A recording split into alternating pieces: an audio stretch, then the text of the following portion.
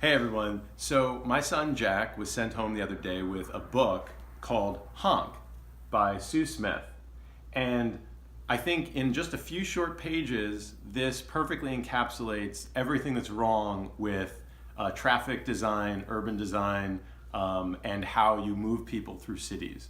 So I just want to go through this book one page at a time and give a little bit of my thoughts on it.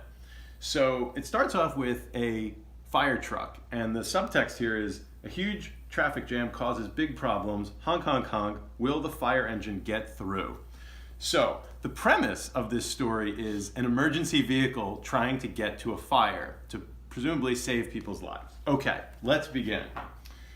And here you see the fire engine immediately is trying to get through and honking. So honk. Okay, let's keep going. So then the bus honks at the truck. Right off the bat, we understand that the bus is embedded with all the other traffic. This is a very common problem. You don't mix mass transit with private cars. Bogota, Colombia did this really well. They just segregated the bus lanes and they moved quickly. So already you have a problem. Mass transit is stuck behind everybody else. The next is this very friendly looking rhino. The truck honks at the taxi. This guy does not look like a friendly guy. He looks like he's a box truck driver who probably just killed a cyclist and didn't even know.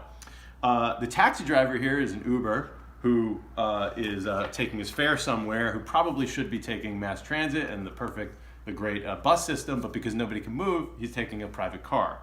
The taxi honks at the car. Okay, I don't know why this private car is in a city, dense urban environment.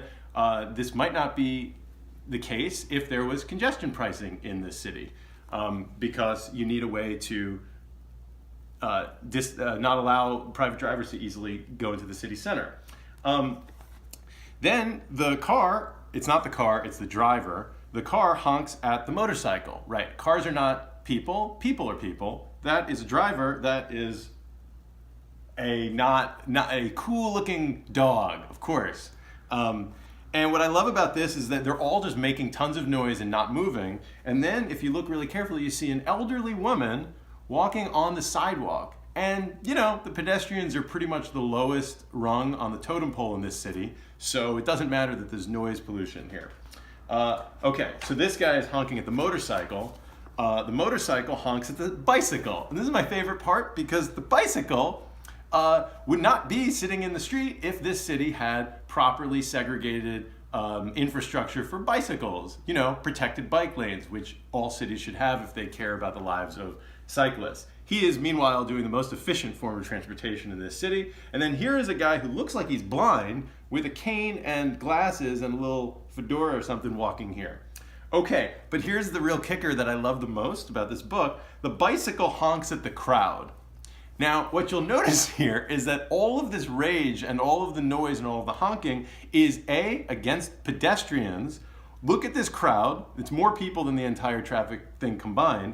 B, they all have the right of way. They're actually in the crosswalk, and here's a stoplight. It's red. Why are they honking? They can't go anywhere. There's no place for them to go. And this kind of further affirms that the pedestrians are the lowest on the totem pole in this traffic design.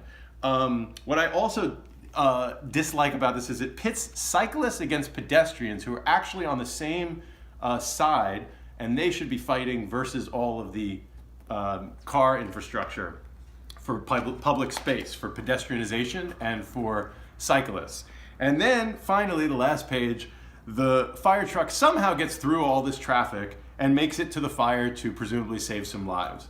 Now, this is a totally dysfunctional city. What they could do in this city is pass congestion pricing, build proper infrastructure for bicycles, pedestrianize urban spaces like this that are really dense, that have no business having vehicular traffic going through. Maybe have some police in here or some enforcement like a red light camera or speed cams. Yeah, so I hope that their mayor considers all of these options, and because this is a dysfunctional city where people can't really get around very well.